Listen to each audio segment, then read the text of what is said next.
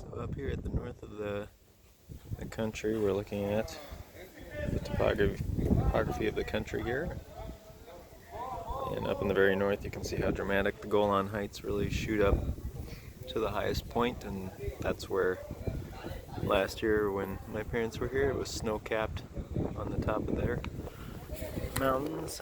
And this would be the Valley of Megiddo, and you can kind of see how it spills down from the Mediterranean Sea down into the Jordan. One of the things that struck me was that the Sea of Galilee is also below sea level. Did it say 1,000 meters or so below sea level? You can kind of see how the Valley of Megiddo is formed. And we were looking at this as being the Mount Carmel range, with the peak of Mount Carmel probably being that. I can use my shadow to point, or I can use my finger, but being the peak of Mount Carmel overlooking that valley. And as we come down the Jordan, this is where we're at right now, at Ein Gedi. And we're gonna go explore Masada today. Sorry, do you mind moving? Which I think is represented here. And it's kind of appropriate that this paint is scraped away, because that's kind of where the color changes, where you see the ashes of Gomorrah below.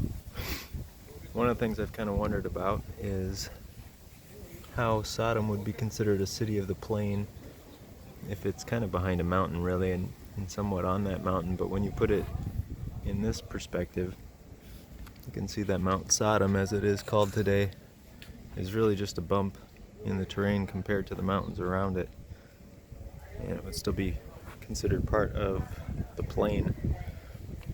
Now, what is now the Dead Sea could have been known as the Valley of Siddim in Genesis, where it says in Genesis 14, it says that the kings were gathering at Mount Siddim, and Moses says, which is now the Salt Sea. If you're looking at some of the more literal versions like the NASB, ESV, or King James, it'll say the Valley of Siddim, which is the Salt Sea, and that might be distinguished from the cities which are said to be in the plains. It says when Lot came and looked out over the cities, they were well watered, the cities of the plains. That could be referring to this more green, flat area where the cities were located. And at that time, it sounds as though this may have been the valley with the tar pits, where the kings went to meet for battle and ended up getting stuck in the tar pits.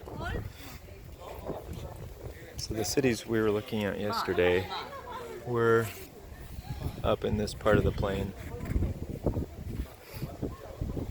The cities we're going to look at today will be located in these areas here.